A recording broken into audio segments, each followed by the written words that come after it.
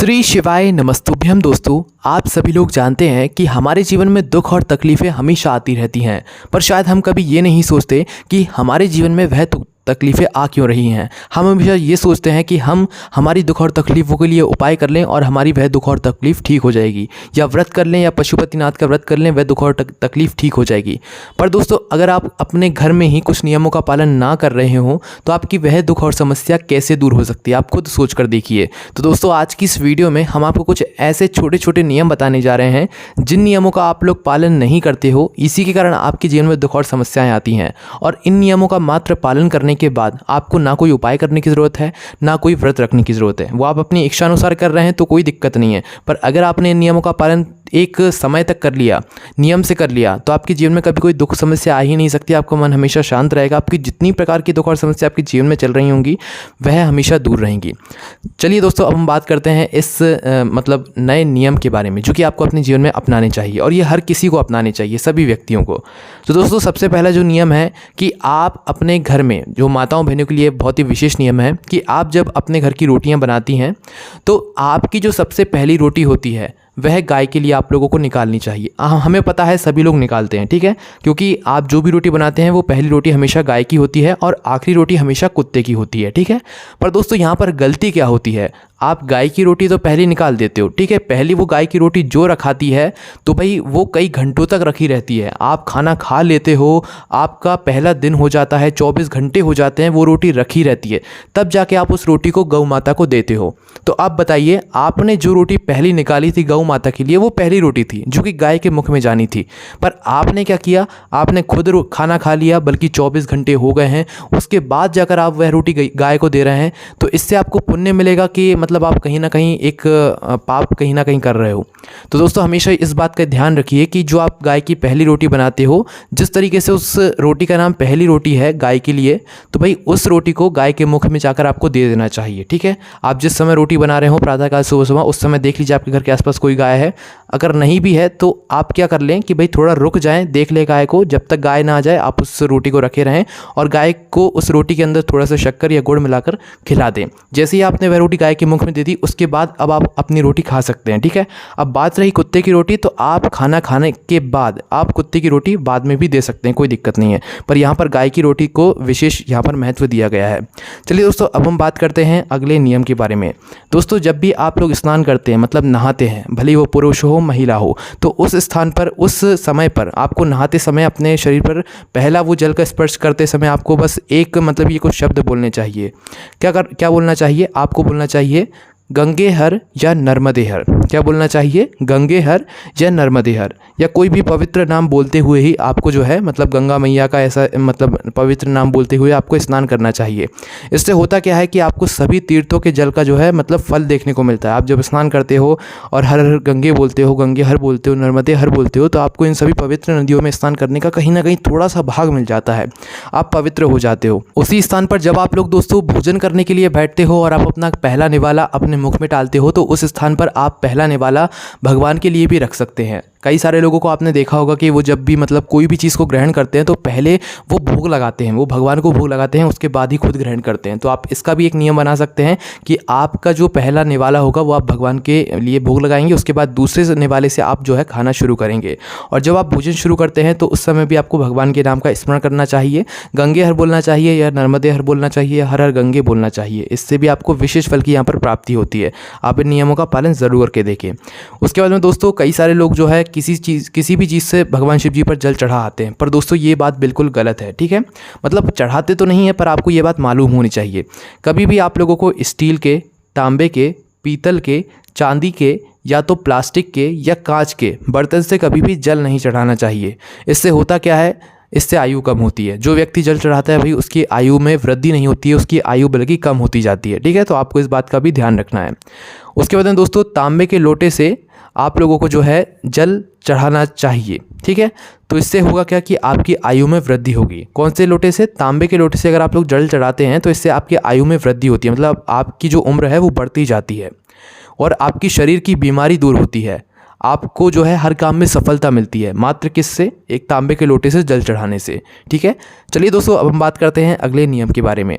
दोस्तों बीमारी ना आए आपके घर में, आपको लगता है कि भाई आपके घर में बहुत ज़्यादा रोग और बीमारियां चलती ही रहती हैं, तो उस स्थान पर आपको करना क्या चाहिए, तांबे के लोटे में आपको शुद्ध जल भरना है। ठीक है, तांबे के लोटे में शुद्ध जल भरकर आपको क्या करना है कि भगवान सूर्यदेव के सामने अर्घ्य देना है। अर्घ्य कैसे देना है, अपने सर से 8 इंच ऊपर अपने हाथों को कर लीजिए। ऊपर हाथों को करने के बाद इस जल को मतलब सूर्य को देखते हुए सूर्य को अर्घ्य देना है आपको। ठीक है, सूर्य जी को पूरा जल समर्पित कर देना है। आपने सूर्य को अर्घ्य दे दिया। अर्घ्य देने के बाद दोस्तों जो जल आपने नीचे मतलब समर्पित किया है, सूर्य देवता को अर्घ्य दिया है, वो जल पूरा ज़मीन पर गिरा है। अब ज़मीन पर वो जो जल गिरा है उसी जल में से आपको जो है सूर्यदेव के दर्शन करना है। ठीक है, सूर्यदेव के आप लोग दर्शन कर लीजिए और सूर्यदेव के दर्शन करते हुए भगवान से प्रार्थना कर लीजिए। इस उपाय को करने से आपके घर में कभी भी कोई रोग बीमारी प्रवेश नहीं करती है, पहले से है तो भाई वो धीरे धीरे करके ठीक होती जाती है ना। चलिए दोस्तों, अब हम बात करते हैं अगले नियम के बारे में।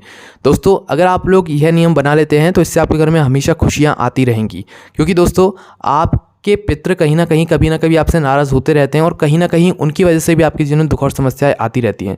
और दोस्तों अगर आपके घर आपके पितृ आपसे बहुत प्रसन्न रहते हैं तो कभी आपके जीवन में दुख और समस्या आ ही नहीं सकती हैं। तो इस स्थान पर आपको क्या करना चाहिए, रोज़ प्रातःकाल सुबह सुबह उठकर अपने घर के परिंडे में से या मटके में से जिसमें से आप पीने का पानी भरते हो, उस परिंडे में से आपको थोड़ा सा जल लेना है। भले वो एक बूंद ही जल क्यों ना हो, आप 1 गिलास जल ले लो, उस जल को अपने घर के मुख्य द्वार पर जाकर छिड़कना चालू कर दो। कब तक छिड़कना है, आपको हमेशा छिड़कना है। ठीक है, बस नियम बना लो, रोज़ प्रातःकाल सुबह उठे, अपने मतलब स्नान किया, सब कुछ कर लिया, उसके बाद अपने घर के परिंडे में से 1 लोटा जल लिया या 1 गिलास जल लिया और अपने मुख्य द्वार पर जाकर छिड़क दिया। जल वही लेना है जो कि आपके घर के परिंडे में भरा हो, जहाँ से आप पीने का पानी भरते हो। ठीक है, हर कोई सा जल चढ़ाओगे तो फिर उसका कोई उतना मतलब नहीं पड़ेगा, है ना।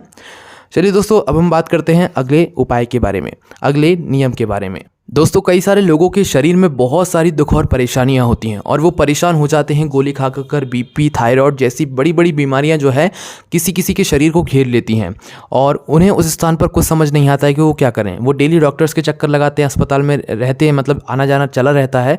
तो उस स्थान पर दोस्तों आपको ज़्यादा कुछ नहीं करना है, बस कुबेरेश्वर धाम का रुद्राक्ष लेकर आना है। फिलहाल अभी रुद्राक्ष वितरण तो बंद है, जब भी चालू होगा आपको सूचना ज़रूर दी जाएगी। तो फिलहाल दोस्तों जैसे ही अगर आप लोगों के पास कुबेरेश्वर धाम का रुद्राक्ष रखा हुआ है, क्योंकि बहुत सारे लोगों के पास अभी इस समय कुबेरेश्वर धाम का रुद्राक्ष है, मात्र एक घर में अगर एक रुद्राक्ष भी है ना, बहुत है और ये बहुत ज़्यादा है, क्योंकि उस एक रुद्राक्ष में कितनी ताकत है वो जान सकता है जिसने उसका सही उपयोग किया है। क्योंकि दोस्तों उस रुद्राक्ष में इतनी ताकत है कि अगर आप लोग प्रतिदिन नियम के साथ उस रुद्राक्ष को रात्रि में एक कटोरी में जल भरकर उस कटोरी के जल के अंदर एक रुद्राक्ष को डाल देते हैं, यही सिद्ध किया हुआ रुद्राक्ष जो कि कुबेरेश्वर धाम का होता है, इस रुद्राक्ष को डाल देते हैं और रात भर उसे रखे रहने देते हैं। रात भर रखे रहने देने के बाद सुबह सुबह प्रातःकाल उठते हैं और सबसे पहले बिना कोई और जल पिए हुए सीधा इस कटोरी के पास आते हैं और रुद्राक्ष को निकालकर अगर इस जल का एक बूंद या थोड़ा सा भाग भी अपने मुख के अंदर ले लेते हैं तो धीरे धीरे करके आपके शरीर से सारी रोग और बीमारियां ठीक होने लगती हैं। आपके शरीर में कोई भी दर्द होता है, कुछ भी दिक्कत समस्या होती है तो वो धीरे धीरे करके ठीक होने लगती है। ठीक है, पर नियम से अगर आप करेंगे तो ही आपको इसका फल मिलेगा। और आप चाहें तो इस जल को अपने पूरे घर के सदस्यों को भी दे सकते हैं ताकि उनका शरीर हमेशा स्वस्थ रहे और वो हमेशा ठीक रहे, है ना। उसके बाद में दोस्तों जब भी आपके ऊपर मुसीबत आए, आपको लग रहा है कि भाई अब आगे क्या होगा, कैसे काम होगा, कुछ समझ नहीं आ रहा है, तो भाई बस आपको 3 शब्दों का मतलब उच्चारण कर लेना है। ठीक है, मतलब ये मंत्र है भगवान भोलेनाथ का, शिव महापुराण कथा का मूल मंत्र है जो कि आप सभी लोग भी जानते हैं, श्री शिवाय नमस्तुभ्यम। जब भी दुख समस्या आ रही हो, जब भी कुछ समझ ना आ रहा हो, बस मन ही मन श्री शिवाय नमस्तुभ्यम का जाप 1 से 2 मिनट करो और उसके बाद मन शांत से आप बैठे बैठे सोचते रहो। आपको कहीं ना कहीं से कुछ ना कुछ तो भगवान जो है संदेश दे देंगे कि भाई आपको ये काम करना चाहिए, ये आपके लिए सही रहेगा।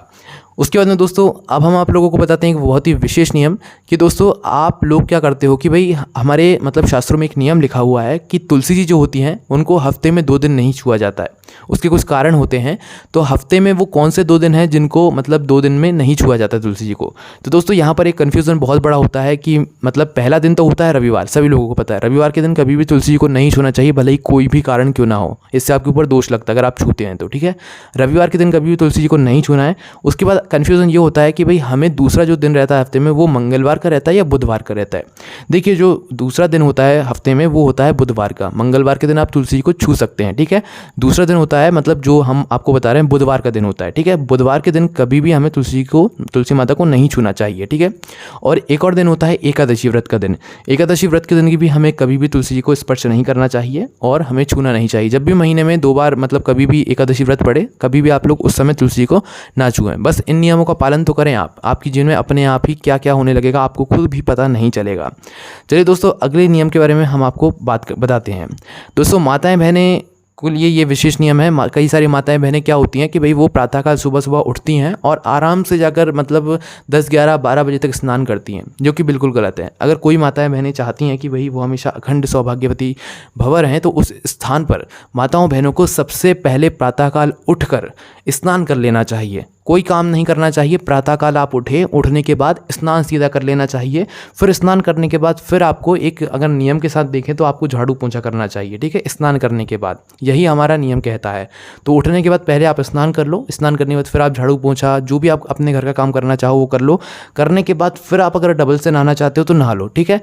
पर एक बार नींद से उठने के बाद पहला स्नान आप जल्दी से जल्द सुबह सुबह प्रातःकाल उठकर कर लिया करो, ठीक है। अगर आप चाहते हो कि आपके जीवन में हमेशा आप सौभाग्यवती, अखंड सौभाग्यवती भव रहना चाहते हैं तो, ठीक है। उसके बाद दोस्तों, कभी भी अपने घर के मुख्य सदस्य के घर के बाहर जाने के बाद कभी भी झाड़ू पोंछा साफ सफाई मत करना, ठीक है। ये नियम बिल्कुल नहीं कहता है कि आप अपने घर में जब साफ सफाई कर रहे हो जब आपके घर से सभी लोग जा चुके हों। ये बिल्कुल गलत नियम है। जब आपके घर में सभी लोग उपस्थित हों उस समय के बीच में आप अपने घर में साफ सफाई कर लीजिए। अपने घर से जाने के बाद किसी को भी, मतलब आपके घर से सभी लोग निकल गए उसके बाद अपने घर की साफ सफाई बिल्कुल मत कीजिएगा, ठीक है। उसके बाद में दोस्तों, आप लोग दीपक तो ज़रूर लगाते हैं। अब हम आप लोगों को यहाँ पर एक नियम बताते हैं कि भगवान शिव जो होते हैं, भगवान शिव जी को कौन सी बाती का दीपक लगता है? आप सभी लोग जानते हैं, गोल बाती का। अब इसी स्थान पर हम कहेंगे कि भाई कोई अगर देवी जी हैं, राधा जी हैं, ठीक है, देवी जी हैं, दुर्गा जी हैं, तो आप इस स्थान पर कौन सा दीपक लगाएंगे? लंबी बाती का दीपक लगाएंगे, ठीक है। तो कहने का मतलब ये है कि जब भी आप अपना दीपक किसी मन से भाव से तैयार करने जाते हैं, भगवान, मतलब अगर आप ऐसे मंदिर जा रहे हैं, गोल बाती का भी ले जाएंगे, लंबी बाती का भी ले जाएंगे, कोई दिक्कत नहीं है, ठीक है। ऐसा बिल्कुल डरने की बात नहीं है। पर अगर आप अपने मन से किसी भाव से ले जा रहे हैं, भगवान भोलेनाथ के लिए ही ले जा रहे हैं, तो उस स्थान पर आपको गोल बाती का रखना है। और अपने भाव से दुर्गा जी के लिए लेकर जा रहे हैं तो भैया उस स्थान पर लंबी बाती का रखना है। कहने का मतलब ये है कि दुर्गा जी के लिए, मतलब कि जो हमारी देवियाँ होती हैं उनके लिए हमेशा लंबी बाती का दीपक लगाया जाता है, और जो हमारे देवता होते हैं उनके लिए हमेशा गोल बाती का दीपक लगाया जाता है। अब यहाँ पर एक विशेष बात और आती है कि जो आपके पितृ होते हैं, पितरों के लिए भी कौन सी बाती का दीपक लगाया जाता है? अब आप कहेंगे गोल बाती का, नहीं, पितरों के लिए हमेशा लंबी बाती का दीपक लगाया जाता है। इस बात का ध्यान रखिएगा, ठीक है। अमावस्या के दिन जब हम दीपक जलाते हैं तो वहाँ पर गोल बाती का दीपक नहीं जलता है, वहाँ पर जलता है लंबी बाती का दीपक, है ना। इस बात का भी आपको विशेष रूप से ध्यान रखना है। बेलपत्री, पीपल, आंवले, जितने प्रकार के ये वृक्ष हैं, आप इनके नीचे गोल बाती का दीपक लगा सकते हैं, ठीक है। अब दोस्तों, अगर जैसे कि बेलपत्री के वृक्ष की बात करें तो सोमवार के दिन शाम के समय, उस दिन मतलब माता लक्ष्मी का वहाँ पर वास होता है, ठीक है। तो अगर आप चाहें तो उस स्थान पर माता लक्ष्मी के लिए आप अपने भाव से दीपक लगा रहे हैं तो उस स्थान पर आप लंबी बाती का भी दीपक लगा सकते हैं, ठीक है। ये कुछ विशेष बातें हैं जो कि आपको पता होना चाहिए। उसके बाद दोस्तों, अगला जो नियम है वो भी हमारी माताओं बहनों के लिए है, और वो ये है कि हमारी माताओं बहनों को कभी भी अपने बालों को खुला नहीं रखना चाहिए, ठीक है। मतलब खुले बालों में कहीं भी आप घूम रही हैं, कैसी भी कर रही हैं, तो ये बात बिल्कुल गलत है। खुले बालों में कभी भी आपको अपने रसोई घर में प्रवेश नहीं करना चाहिए। खुले बालों में कभी भी आपको अपना भोजन प्रसादी नहीं बनाना चाहिए। खुले बालों में मतलब कहने का ये तात्पर्य है कि कोई भी आपको काम नहीं करना चाहिए। अपने बालों को बांध कर ही आप आगे का काम शुरू करा कीजिएगा, है ना। उसके अंदर दोस्तों, आप लोगों को अपने घर में कभी भी चप्पल पहनकर नहीं घूमना चाहिए। ज़्यादातर लोग नहीं घूमते हैं, पर कुछ कुछ महानुभाव होते हैं जो कि चप्पल पहनकर घूमते हैं। बहुत ही गलत बात है। अपने घर में कभी भी हमें, रसोई घर में विशेष रूप से, चप्पल पहनकर नहीं घूमना चाहिए। घूमेंगे तो वो आपके ऊपर दोष लगेगा। उसके बाद दोस्तों, जो अगला नियम है वो ये है कि आपको शाम के समय हमेशा अपने घर के सभी दरवाज़ों को खुला रखना चाहिए, ठीक है।